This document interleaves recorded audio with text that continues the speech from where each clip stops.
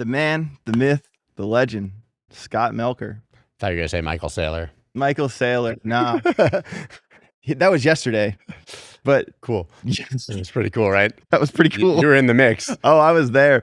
I was here. Let's paint the picture first. First of all, everybody, welcome to AJ Writes Crypto. My name's AJ. We're doing an interview with one of my good friends, Scott Melker.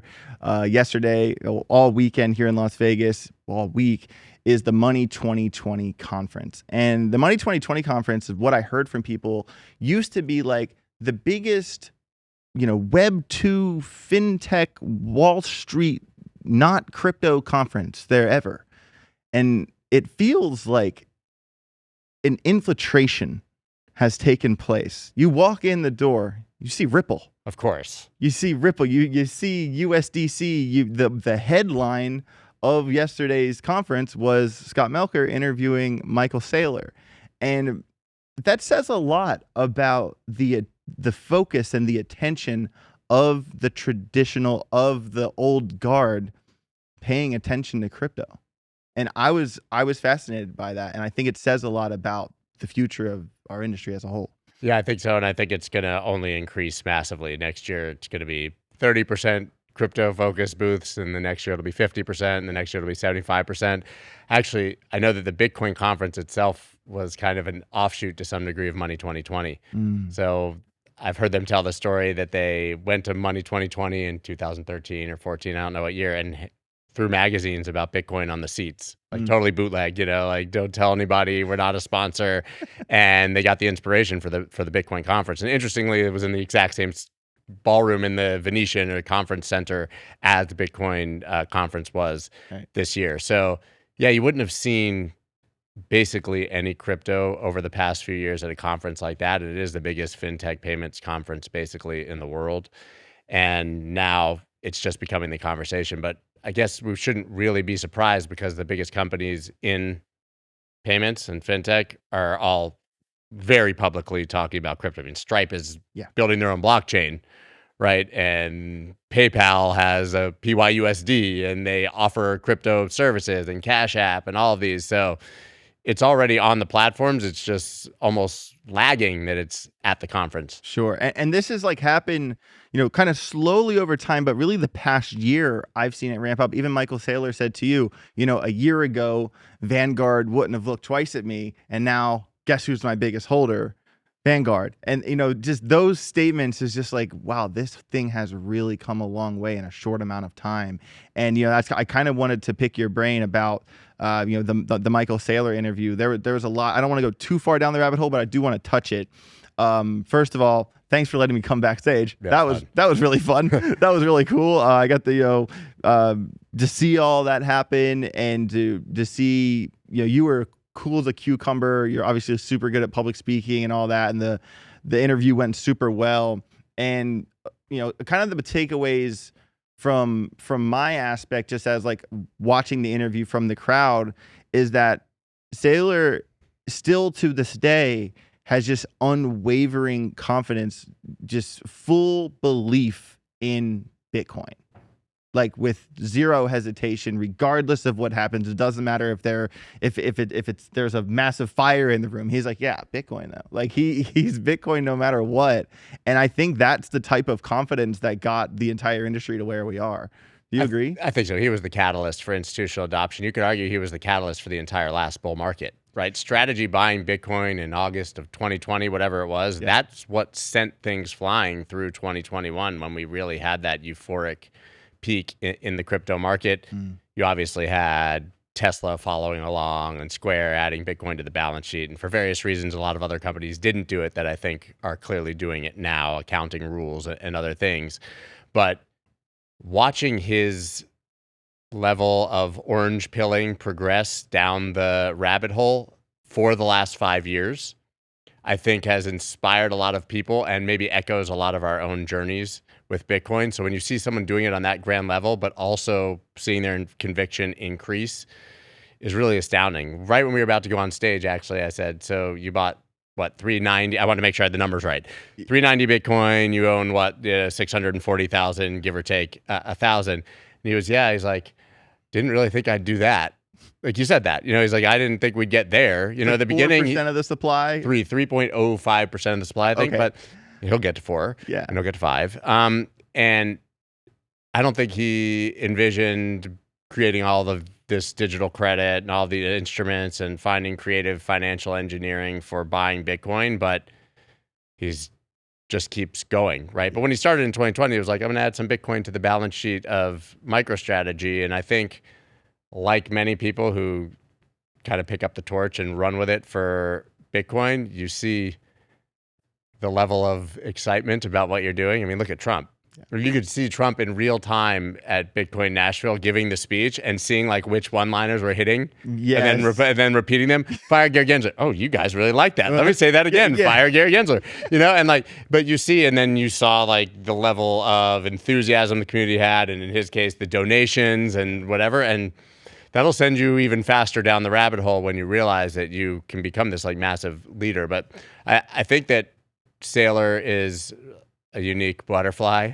100%. I don't think there can be another one. I think that a lot of the copycats probably won't succeed, but we need him to keep pushing it and keep going. There was a lot of other takeaways I had from that conversation that surprised me. Keep going. What specifically? So first of all, you'll notice there's been a shift, and maybe this was because obviously I was also kind of taking a direction with the conversation, and it was a true fireside, so we had some ideas, but we just kind of went with it. Sure. But he doesn't really talk about just Bitcoin anymore the way he used to. His speeches used to be cyber hornets and, money backed by power and all those things.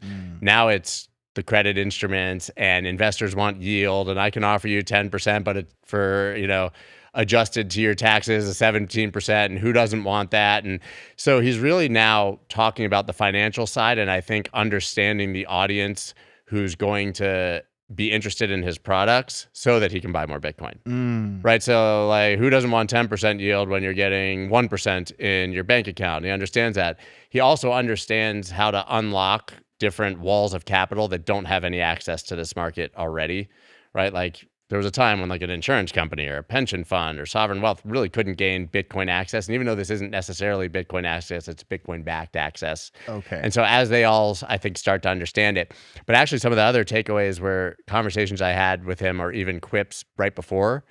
I walked up to him maybe 4 hours before. We were both in the press lounge, and he was with Mackenzie from CNBC. And she was like, are you going to roast him? I was like, I'm definitely not going to roast him. She's like, but you got to ask him some hard questions. And I said, yeah, I'm just going to ask him about XRP. Like, only. I wish you did. Right, which would have been very funny, but I'm not in that audience, right? It would be hilarious if I did it at the Bitcoin conference. Yes. But and nothing against XRP, but he kind of joked back to me. He said, I think if we had a conversation publicly about altcoins, you find that my view is a lot more constructive than it once was. So even the most ardent Bitcoin maxi is sitting here saying, yeah, I'm looking at that stuff. And he's been complimentary of Tom Lee, and he's just not crazy anti-Ethereum and Solana anymore. I think he sees where the puck is moving and he's skating there. I don't think that means he's going to start adding it, but I think he sees that being a friend of the industry in general probably gives him more tailwinds than being a just Bitcoin guy. Yep. So I found that really to be a sea change from any conversation I've had with him in the past. And I've been talking to him since 2020. Yeah. So we've had sporadic podcasts, and like I've been over to his house and with groups and hung out and talked. He was not okay with talking about altcoins in the past. Exactly. And this is kind of something that I've been kind of leaning towards over the past couple of years. You've really have seen a lot of the heavy Bitcoin maximalists who always used to be like Ethereum shitcoin, XRP shitcoin. Like, literally people would say stuff like that. And I feel that the winds have changed, and like I think in the past year, especially since the idea of altcoins getting ETFs. I mean, just yesterday, Solana, Hedera, Litecoin. I think because the Wall Street money is like, basically the Bitcoin was the test drive. Yeah. And they said, okay, well, that worked. And then Ethereum happened. Now I feel that everything's starting to come. I think that it's no longer just a Bitcoin conversation. It's a crypto conversation. And that has been the biggest change I've seen in probably the past 6 months. I think that's all absolutely true. I think even Saylor himself had said an Ethereum ETF will never get approved, right? So listen, and I always say that the smartest people in the world are not the ones with the best ideas necessarily. They're the ones who have the strongest opinions, but loosely held. And you can go back to Saylor back in 2012, 13, 14. He hated Bitcoin. He would publicly go out there and say, this thing's going to die. It's going to zero, all these things. And then he did the work and he changed his opinion. So a guy like that who says an Ethereum spot ETF is never going to be approved. When one is approved, he says, I was wrong. Okay, let me change my opinion. We have new evidence. We have new information. Right. And so I think that that's why he's such a dynamic leader, and people who can actually like listen to someone else and make a decision based on the facts that are being presented to them. Those are the smartest people in the world. So the industry obviously has these just crazy momentum on Wall Street. And I think that's all buoyed by, Trump and the administration and every single person in government seemingly being a pro Bitcoiner, whether they're in some role that affects that or not. Sure. I mean, you have like Tulsi Gabbard likes Bitcoin. RFK loves Bitcoin. These guys, they have nothing to do with economic policy, but the kind of people that are in the administration across the board are all, I guess, the kind of libertarian freedom loving or, privacy loving people who understand Bitcoin. So the industry is just very, very different. I hope it stays this way. Yeah, me too. I had a really interesting conversation yesterday. I believe his name was August, and he came to me and he was like, "Hey, are you a writer?" And I was like, "Yeah, not as much as I used to, but I still write." And he basically pitched me to write this article about Fair Shake, which is essentially there was these two really close, I believe, Senate races. It could have been Congress races in one in Arizona and I believe Michigan. And basically there was all of this money that was kind of put aside for Democratic elections. And then in the last 6 months, the Democrats changed their tune to be pro crypto. And it was this whole thing that he explained to me. And I was just like, well, that's normal. Welcome to politics. Yeah, exactly. I was like, he made it sound like such a big deal that they changed their position. I'm like, of course they changed their position. This is about getting voters. It's not really about, unfortunately, it's not about what the politicians individually It's also about Fair Shake money. I mean, Fair Shake definitely swung the election. The crypto industry won the election. I agree. And I think, and whether you want to say it was the crypto industry or technologists, but all the billionaires who ended up with roles in the government, that wasn't an accident, right? It's the builders and the thinkers and the Brian Armstrongs and the Elon Musks who really determined how that election went. And I think we're seeing the result of that, for better or for worse, depending on your politics. I don't know. But Fair Shake, I didn't dive too deeply into it, but I think I can understand that the guy's point, I heard him talking about it, was that we already had pro-crypto Republicans running. Why would you give money to the Democrats to make them pro-crypto? And I can see the glass half empty version of that, but the glass half full version of that is if the Republican loses and you're actually just giving money for the industry, then now you have a Democrat who's beholden to you because you gave them money and now they've been publicly out there talking about crypto. So if you're not sure which way the election goes, I can see an argument where it's actually better, and politics are disgusting. I'm not saying there's a good thing, but if you're playing the game of politics, that you want to make sure that a pro-crypto person ends up in that role, and that might mean having to get the more pro-crypto Democrat or giving them money. So I get it. And I know that guy, they're doing a massive movement to disrupt Fair Shake and raise their own, more super PACs and more money, have fun. Yeah. Not my world. But I guess if it benefits our thing, then have at it. Yeah, and this is also, to be fair with you, this is completely outside of my wheelhouse. It was just a really interesting conversation just to see, how things kind of work from the inside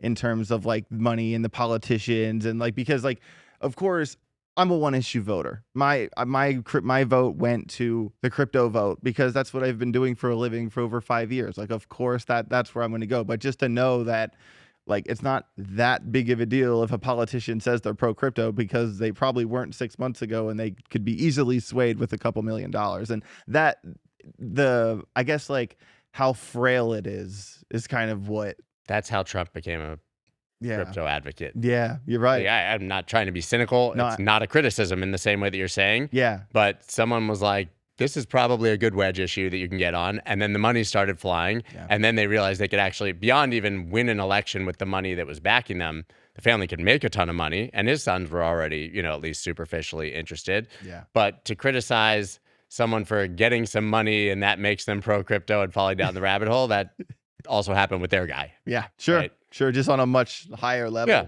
And I was actually saw you there at the Bitcoin 2020 when Trump gave that big. So it was on my birthday, actually. That was like the best day ever. Yeah. But good times. So, I always, I've been here at the Sin City Crypto Studio a handful of times. Shout out to we're in Aspen. Yeah. We're not at Sin City. Yeah. Welcome to warm, sunny Colorado. But, every time we do a podcast here at Sin City Crypto, I always ask them to do a background that kind of makes sense with like the theme of the conversation that I'm trying to tie in. And obviously here, Scott, it's Christmas.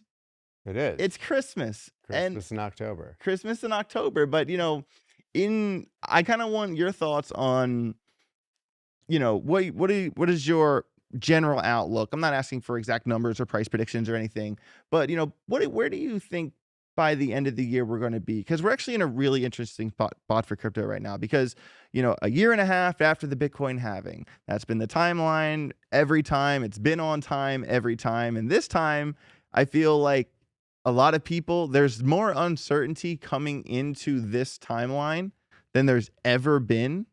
At least in my opinion, and macro factors included. And the question that my audience asks me is, are we going to see, an altcoin run by the end of the year?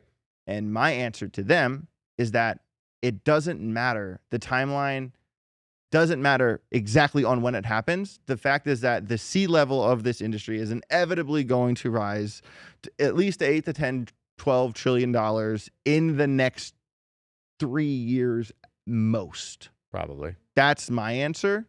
So I just wanted your unique take on, do you think we're going to have a crypto Christmas? And if not, what does 26 look like for you?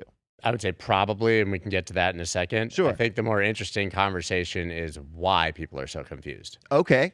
Because you have a macro environment that could not be more conflicting and confusing for people. What would be a signal of incoming depression or recession, like a gold skyrocket, should have meant stocks were going down and the dollar was none of the things align from the past, right? What should be inversely correlated is correlated. Stocks go up, gold goes up, Bitcoin goes sideways. Right. Right. And the dollar's all over the place and oil is down. Tariffs. You choose. Yeah. Right. It doesn't matter. So I think people who come in from a macro view are having a lot of trouble even figuring out the environment. So you have this wild bifurcation of people who are like, fourth turning Great Depression, it's over, to people who are like never ending bull market, recessions are illegal. They'll push all the buttons, they'll pull all the levers, and we're good to go. They're going to print to oblivion. And if you have money, you're going to get rich because, and if you're poor, you're going to get much more poor because inflation, right? So I think that's the macro setting. And then you zoom into the crypto market and you look at this versus previous cycles. If we want to even call this a cycle, I almost wouldn't at this point. We can talk about that too. Okay. And it's like the worst bull market ever because everybody, I won't say everybody, but the majority of participants in this bull market have lost money, in my opinion. Most traders lose. So anyone who's been trading with leverage has probably gotten rinsed. Anyone who came in through the digital asset treasury companies and the crypto adjacent stocks probably bought the launch excitedly in the top and has probably lost money. And that includes the biggest investors in this space. It was a conversation I was having with James Lavish last night about how weird the environment is because a lot of people were very bullish on those and they're trading at a discount or way below their investment, which was at one point a 20x that wasn't liquid that's now underwater, right? So those people have largely lost money and altcoins haven't moved. Yeah, that's select, you had this BNB moment and an Aster moment and the Solana meme coin moment. Right. But we know very few people actually like entered and exited at the right time to capitalize on those. So those were quick bubbles and cycles. Yeah. And then on top of all of that, you have a $19 billion plus liquidation in a matter of hours that ended up being 25 billion, which is 12, 15 times, depending on where you handicap it, to like FTX. Worse than FTX. Right. So you have the outside people who came in maybe sitting underwater on like stock investments that they made. You have anyone who did anything besides just simply buy Bitcoin along the way, they've probably done well. ETH hasn't made a new all-time high, right? So that ecosystem hasn't done particularly well. And then you have all the crypto natives who get just deeply penetrated by the market every 4 years, getting completely fucked again, right? So they got fucked by Trump on the meme coin. They got fucked on Melania. They got fucked by their leverage on the liquidation event. They got fucked when their altcoins went to zero, literally. So even if they were right, their stop loss didn't fire. So this market and industry has a way of making sure that even if you're right, you lose. So I don't think that there's very many people who are sitting here like, it's awesome that Bitcoin, first of all, most don't own Bitcoin in this industry anymore, but who are sitting there like, it's awesome that Bitcoin's $115,000. Because if you by the way, like zoom out a year or two and you think Bitcoin 115 grand in 2025, you'll think we had the biggest cycle ever. You would think that you would think that we had gone absolutely nuts, right? And most people didn't have exposure to that, or if they did, they played it wrong or have gotten wrecked in other ways. Right. So I don't think there's very many benefactors from this amazing bull market that we've had here. That's fair. That's fair. So to follow up, generally how this works is that we have Bitcoins, then we have large caps, then we have small caps, and that's generally how the cycles have all gone. And everyone that, from what you said, are like the doom and gloom. It's all over. We're all gonna die. We're gonna die in fire. Blah blah blah. Those people are just like refuse to accept the possibility that altcoins have a snowball's chance in hell. I disagree. I disagree with them completely. I feel that even if, say, we get to Christmas, nothing happens. Okay, well, the concept of the 4-year cycle will at that point we can say has been broken. We can't say it's been broken until nothing happens and it's Christmas Day. It's been true every time, but we can't say that until Christmas. But that's the final of many signals that have failed. Yes. We got a Bitcoin all-time high way too early. Altcoins didn't move when they were supposed to in January to June. So it's been different, even if we think it. It's been way different. I mean, and I also, if we want to call December 24 the blow off top, that's just sad. I think we can all agree from an altcoin perspective that wasn't it. No. Okay. Right. At least we agree on that. That's I'm not a believer that altcoins are dead. Okay. No, I didn't think so. There are some people that think that was basically the new meta for altcoins in my mind is since the bottom of FTX, we've had a big pump and we give it all back. And we have a big pump and we give it all back. And that has been the game. It hasn't been like a long, rounded bottom, pay the bills curvature of accumulation. It's been, hey, you made 300%. Okay, cool. Sell right now. Get outrun. And then it goes back to, 618 or under on Fibonacci. And then you accumulate again. And then it has another 300% run. And I think that's probably the new meta. But that requires impeccable timing, trading, emotional control, and nobody has it. Well, I mean, I haven't done bad. You're a trader. That's fair. Right. There's going to be 1% of traders. So even professional traders mostly lose. So now you throw in retail and the numbers are just God.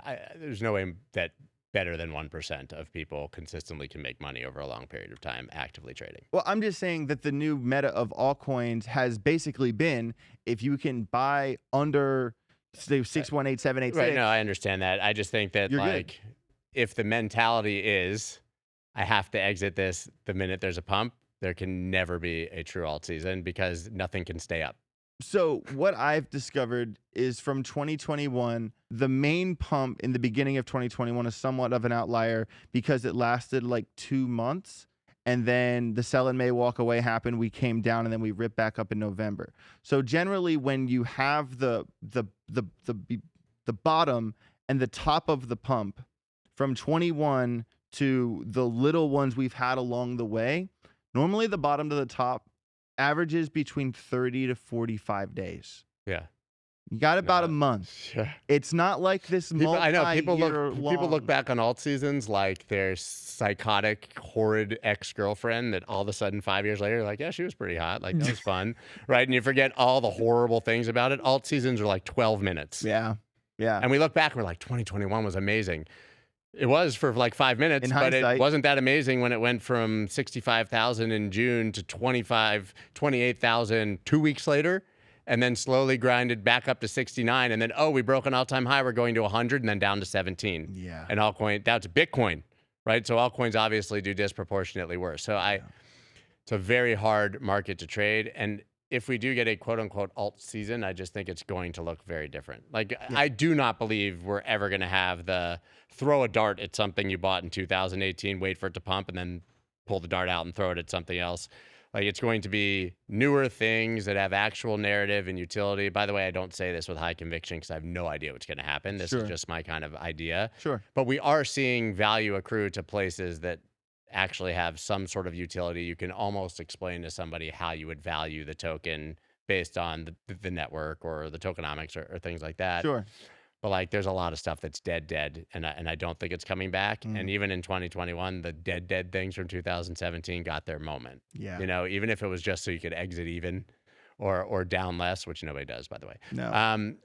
So also you have to think about, what do you think is the proper environment for an altcoin pump?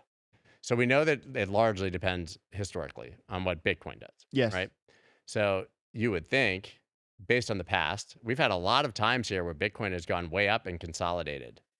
That used to be alt season, Right. right? Bitcoin goes up, it gets boring, and people look for somewhere else. They get into alt season, and then you hope that like you can play hot potato fast enough to get out of altcoins before Bitcoin wrecks them on the way up. You're even in USDT if you're holding alts, but you're way down in Bitcoin, right? Yes. We went to $126,000 Bitcoin and have chopped sideways in a pretty respectable tight range, and altcoins have not performed. So where is the environment that altcoins do well? So once Bitcoin had its rise and has its consolidation, Bitcoin dominance hasn't had the jump off the cliff moment. But why not? It should have. If you believe in that part of the cycle. But that's what I'm asking. So if even that doesn't happen yet, in months of sideways. Yes. So Bitcoin has been over 100,000 for like 170 days, which is insane. You would think that people would get bored and move into altcoins, and maybe they've gone into some Ethereum and Solana because it has an institutional narrative, and certainly like CZ pumped the shit out of BNB ecosystem, and I don't say that in a negative way, but like, you know, he's full posting Aster, that's going to work. Totally. Aster's going to rip, by the way, just saying. But and Hyperliquid had its thing and all of those, but from here, let's just say from here. So having not gotten the alt season, you would have maybe expected at a time when Bitcoin consolidated at a very high price.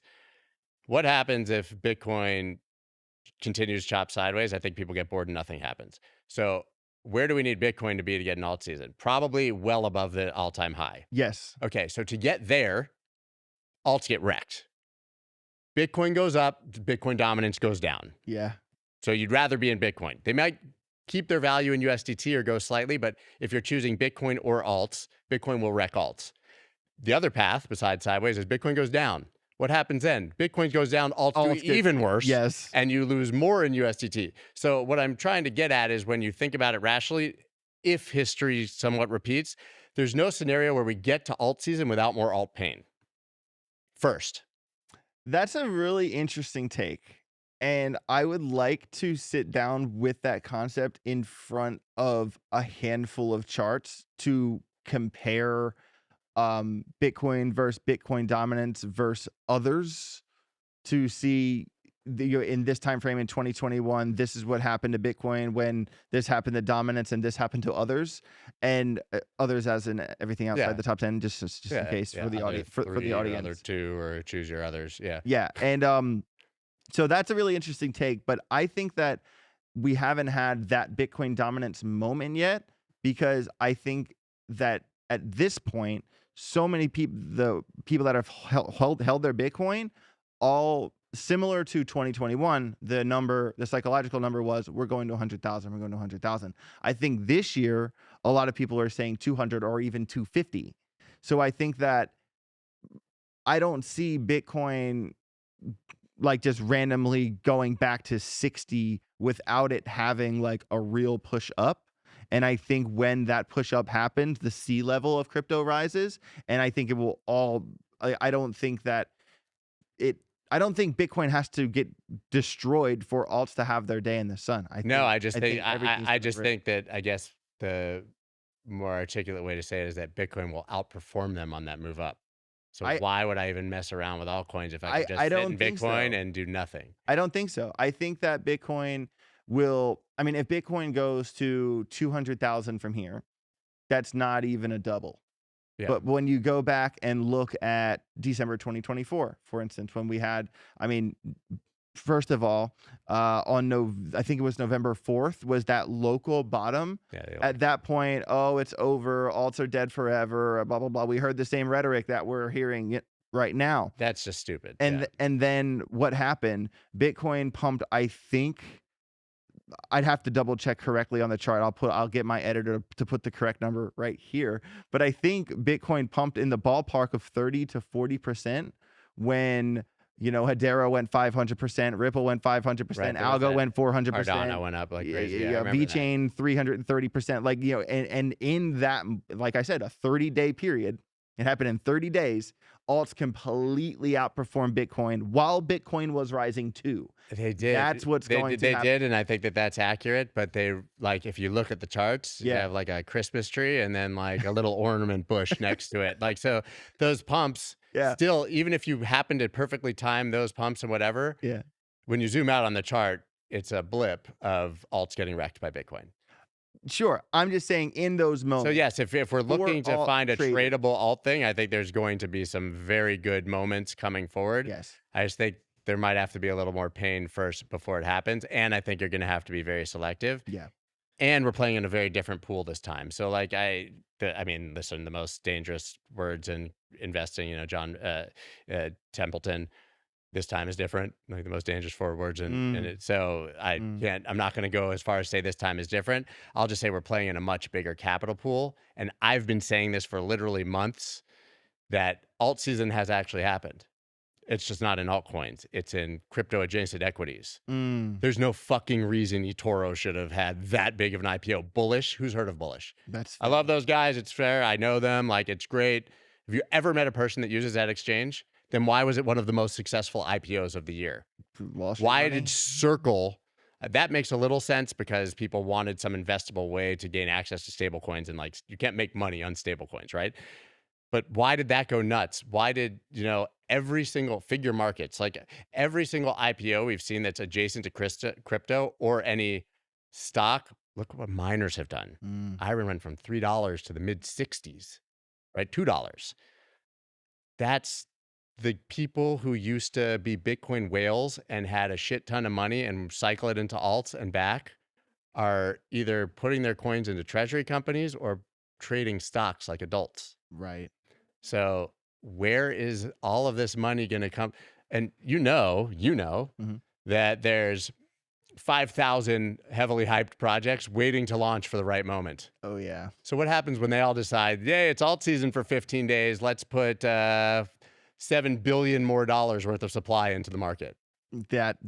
So tokenomics tends to be the grave for most altcoins, given the fact that, you know, if you look at a coin like the Graph, for instance, had like its insane run in 2021, and then the supply multiplies by 6. And now we're here, and everyone's like, do you think it's going to get back to its previous all-time high? I'm like, absolutely not. But do I think in a replica of December 24 alt season, is it going to 4 or 5x from here? Sure. Yes. And I want to be very clear about what I'm saying. Over time, is Bitcoin the move? Yes. I'm not even a Bitcoin maxi, I'm dude. not either. I have a 150 coin portfolio graveyard of literal dust that I refuse to sell because I was such a believer in the last cycle of shit I probably could have sold for $500 or $600 grand or $700 grand that's worth $500 or $600. Right. That's fair. But I'm still holding because it's going to go up, man. I believe this is the future of money. You know, like I'm in it for the tech. No, but like we've all been through that in cycles. So I hold all this stuff. I'm just trying to think like pragmatically, like realistically, like what's the easiest scenario for your average person. Yeah. So, and that's kind of what I was trying to tie in, is that I agree with the Ben Cowens of the world. The whole time, Bitcoin has been the move over time. But a lot of the times people have the concept of, oh, well, at the best, we're only going to multiply our money by 3 or 4 or Only. yeah. I understand. I'm old enough to remember when 10% on your portfolio a year was going to make you rich, and you were happy with that. I have this memory of my grandfather and my Uncle Boo clashing Coors Light cans because of an 8% year they had. That's right. You know, so But if you make 10% a year, you double your money every 7 years, and if you start early, you're rich. Exactly. And so but people should understand that. I'm with you there. That used to be the gauge. And I say that to my audience all the time about, guys, you need to be a little bit more pragmatic. You're not just going to magically multiply your money by 10. And if you do, you're going to lose it. Yeah. Doesn't matter. And so like we need to have like a more coordinated approach on how to approach altcoins and how to do this without getting completely destroyed. Like, did I catch the top in December? No. But did I sell almost everything in January, 20% below the all-time high? Damn straight I did. That's great. Money is made in the meat of the move, not at the bottoms of the top. Yeah, exactly. You're never going to perfectly time the bottom. You're never going to perfectly catch the top. If there is a 120% move and you made 40%, good on you, mate.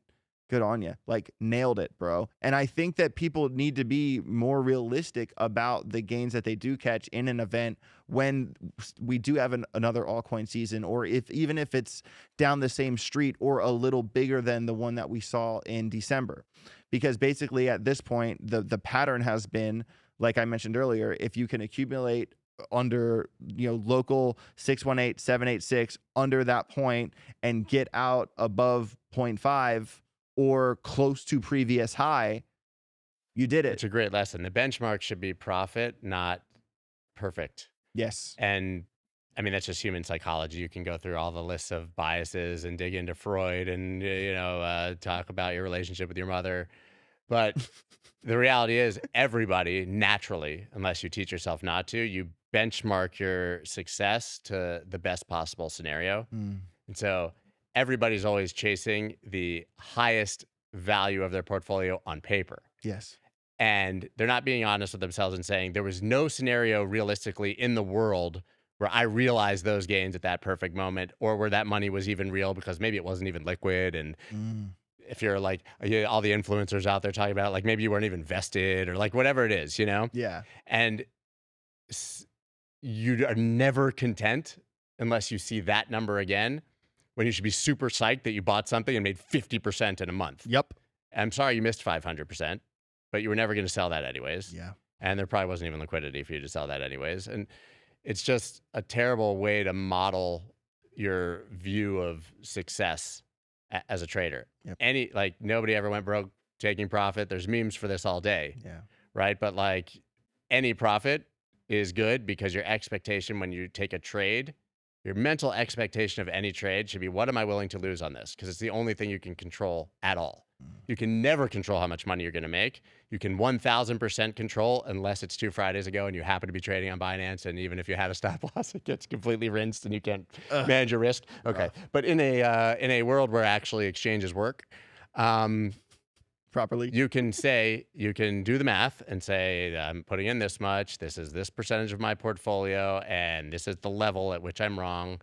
And then you allow that stop loss to hit. Now everybody moves their stop loss because it's going to bounce right then. And we know how idiots do things. Well, volumes of vacuum. Right. Yeah. But either way, like, the only thing you can control in any asset that you buy is how much you will lose buying that asset. Period. Yep. Everything else you should view as like a good result. Yes. I completely agree. And I think that the problem is that when a lot of people get into crypto, there's like this idea of the unobtainable. There's this idea of, if I just put a couple $1,000s into this, like I could be a millionaire. And it's just such like this.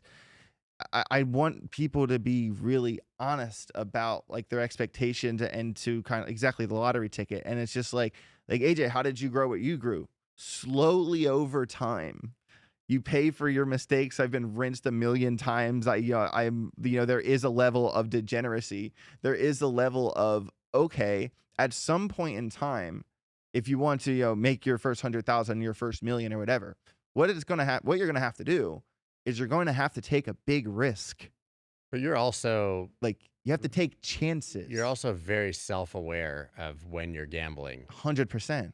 100%. So that there's no more ridiculous concept that I see in crypto than someone making a comment like, I'm investing in this meme coin. Sure. The words investing in meme coin should never be in the same sentence. I agree. I'm speculating on this. I'm trading it. I'm throwing a YOLO bet on red on my way out of the casino. Yeah, sure. But people really think that they're buying things that are long-term investments to get them rich. And it's just poor framing. I agree. So I'm trading them, great. Yeah. But they're, people come in, they're like, I'm deep, I am investing in this lazy lion or languishing lizard. I don't know what the languishing lizard. Let's start that. No, I'm invested in this. It's, I'm a part of the club, and this is what I'm going to give my kids so that they can, buy cars and get married. Right. So basically, the way I frame it to people is that the day my daughter was born, I bought her a Bitcoin. She can have it when she turns 25. Yeah. That's part investment, part experiment, part, just doing something nice. But do I hold Bitcoin right here, right now? No, I don't. You know what I mean? And that's because I'm a trader. A lot of the times I'm heavy stables, and then I'm heavy trading or buying an alt bag under certain Fibonacci levels, or I'm obviously big on Polymarket. I play my own game my own way. And there's sometimes there's not a rhyme or reason to what I do, because I have just got to a point where I've taken so many large chances that I'm comfortable on the roller coaster. Yeah. At any point in time, I could make 500 grand in a month and lose 200 grand in a month. And I'm just used to that ride. And I think the more you are on the roller coaster, the more you're comfortable taking bigger chances, the more likely you are to look back and say, I just made $1 million this month. But what you're actually saying is the more comfortable you become with your losses. Yes, that's true. That's all it is. Everybody's comfortable winning. Yeah. I'm super comfortable making $1 million this month. I can get used to that. Yeah. But am I comfortable losing 500,000 the next month? Most people are not going to say that. That's the difference. But they're not seeing it as a $500,000 gain in 2 months. Right. They're seeing it as a $500,000 loss from the million that they had. No. So basically, if I make 500,000 and then lose 200, that's not a $200,000 loss. I'm still up 300K. If you did a poll on X, I've actually done this, I think, before, years ago. Okay. Write that scenario down and say, did I lose $200,000 or did I make $300,000? Now they'll get it because they know what you're really asking, but you'd be surprised, I think, at how many people think they lost $200,000. I'm going to do that now before this podcast comes out. Yeah, but do it. I'd be curious to see how it is. I think people would get it because it's whatever, but most people, if they're being honest, would view it in their mind, at least, as holy shit, what I could have done with that 200 grand, but not realizing that they had to take the same risk just to have it in the first place. Yeah. I mean, for me, it's one thing if you went to your job and you made 500 grand and then you went and lost $200,000 on a meme coin that went to zero because that was hard earned money. Yeah. But if you're going to be a trader or a speculator, wins and losses come together. So you just want to be net up. Yes. And for me, it's all house money. I started with nothing anyway. I started with $3,000 in crypto. Precisely. I literally, my mom gave me bonds my grandfather saved for me. And that was my first $5,000 in crypto a long time ago. You know what I mean? So it's all house money for me anyway. I never had it to play with to begin with. So I view that a risk is a risk is a risk is a risk. So a hand of poker, playing Texas Hold'em, or a big bet on the Eagles, or a big position in Aster, or whatever, it's all the same risk to me. There's no difference. And I think that is why I've been able to find the success that I found, is because I'm able to kind of compartmentalize each thing as it's not a different, it's all the same risk. It's just risk. And are you able to stomach it? Can you deal with it And like, are you built for it? Yeah, I mean, I've traded with pretty decent size, and then there's size that terrifies me. Sure. First of all, if you're like getting super depressed or emotional in any way, even on the upside, you just have too much on that trade. I agree. Like, Yeah. you should be able to just go to bed and not lose sleep and not check your phone and wake up and it's like, did my team win last night? That should be like as passionate as you are about any given trade. Yeah. Because when you enter it, you should have a plan. And if you lost, that, like I said, your mental model should have been, I'm going to stop out on this. So Yeah, your worst case scenario is your plan. Exactly. So that's what I always say. I'm like, when people are like, oh, dude, I got on this trade last night, but I'm up 20% right now. What did I do? I'm like, well, did you like write down a plan before you started it? Yeah. Like, do you have a stop loss? Are you moving your stop loss in the profits? Is there a target? Like, and they're like, and that's the thing. And it's kind of, I don't want to kind of talk in circles, but basically what I want to say is that it is possible to, with crypto, with altcoins, it is possible to start with very little and break the matrix, so to speak, and to do it. There's never been a better opportunity to. Precisely. Yeah. You've done it. I've done it. We all know people who've done it, and there's levels to that, no doubt. But for the everyday person, my advice to them would be, hey man, it's not going to happen overnight. Do it one day at a time and write down every single thing you do. And that has been what has been a big help for me. I used to schedule my days, I still sort of do, in half-hour blocks on like reading and studying, listening to podcasts or whatever it was, to just ingest information and try to remember it. Like, I kind of treated crypto like going to college. Like, I would take notes and make flashcards and shit. Like that's how I taught myself. And losing is paying the admissions. Yeah, and you pay for your mistakes 100%. And yeah, I just don't want people to lose hope in the, this conversation has been about uncertainty. This conversation has been about the undeniable fact that most traders lose. But I do want to leave with the concept that it is possible if you take your time and you really believe in your own abilities. And I mean, I just have unwavering confidence. I also think if you just construct a portfolio correctly, like you can minimize the downside. Take 50% of it in dollar cost average into Bitcoin, maybe Ethereum and Solana if you feel deeply about those. I personally think it should be about 70. I mean, classic portfolio construction is 70% long-term holds, whatever that means to you, like things you just never touch. And maybe if you have other money, you put it into that bucket. 15% for speculating. So trade with 15% of your account. So I'm sorry, if you have $1,000, you should not be trading with more than $150. I agree. Sorry. Yep. Sorry. And 15% cash, because you can never take advantage of a dip if you don't have cash. And if you look at the crypto market specifically, your cash is basically an altcoin. I'm not talking about like cash on the sidelines. Like, put it in your portfolio as part of your portfolio.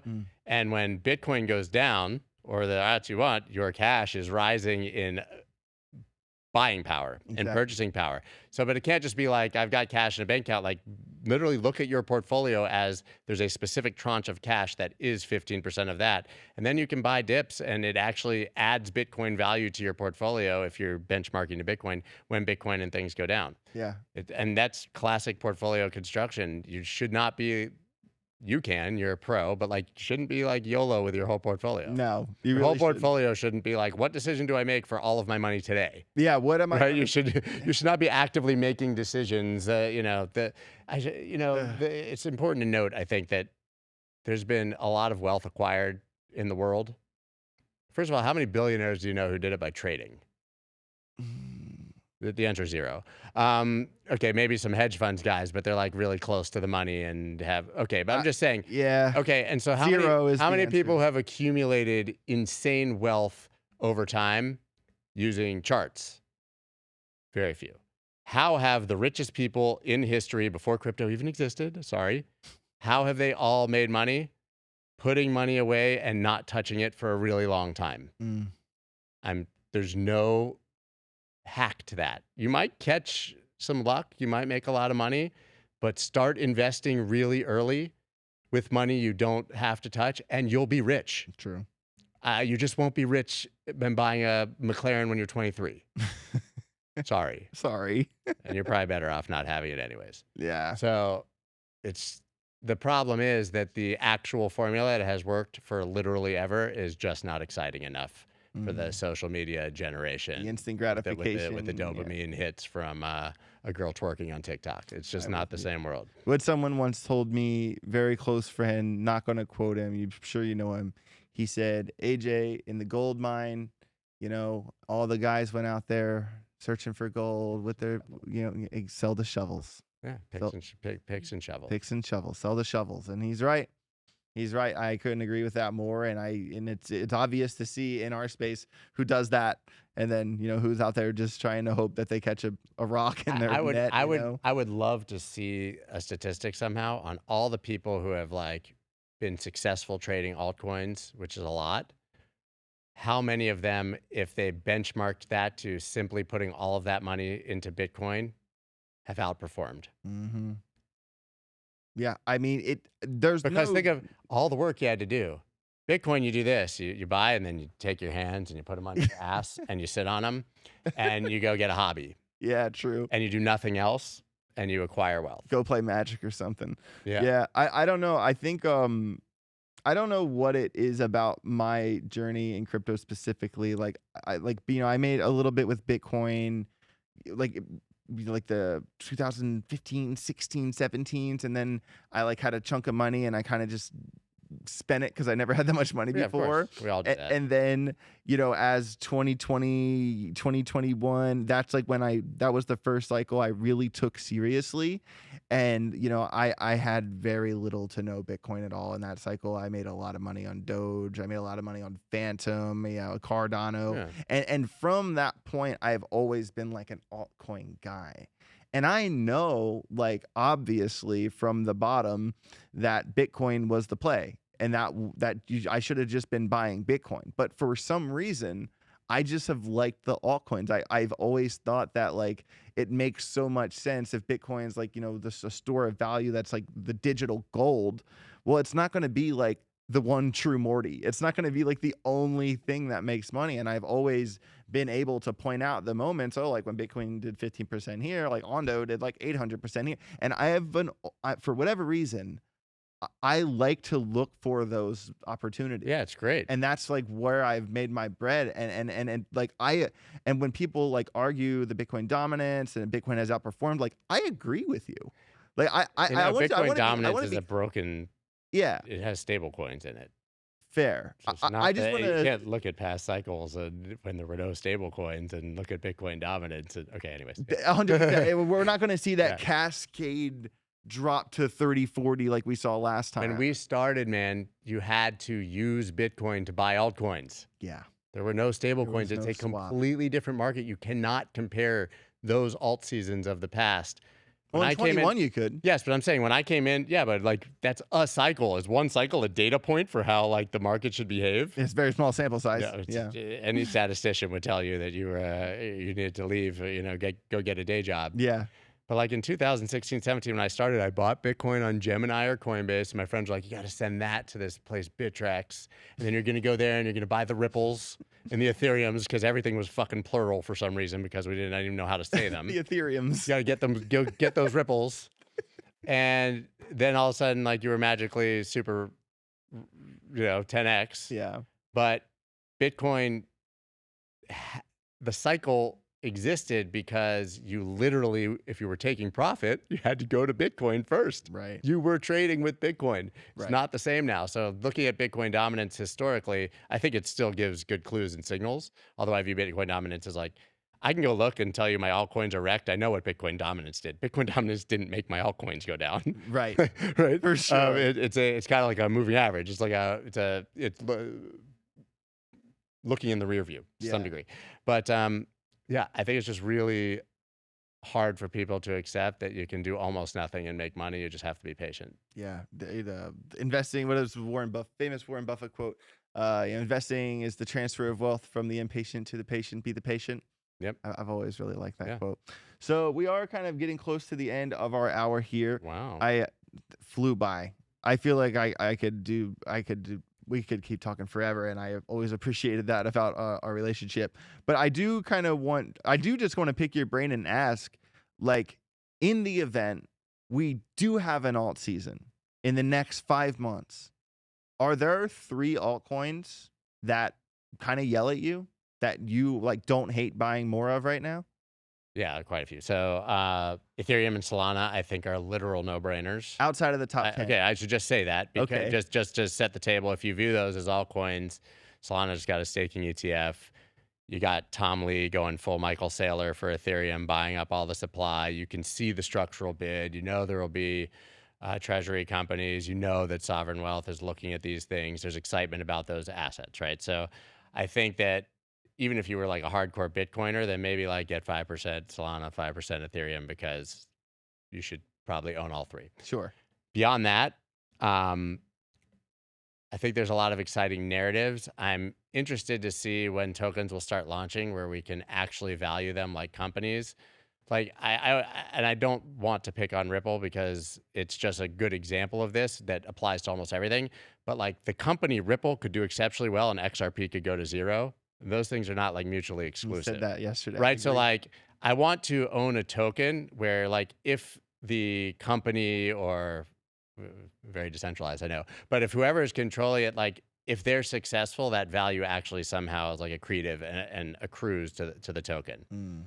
That's one thing. There's not many of those. So, but I would say that I don't understand why Chainlink is so underpriced because it literally powers everything and doesn't seem to have moved. So like I find it, I feel like, and I haven't like even taken my own advice on that, but I feel like you should probably be buying that. Yep. Beyond that, I mean, there's a few on the radar, but I would say that they're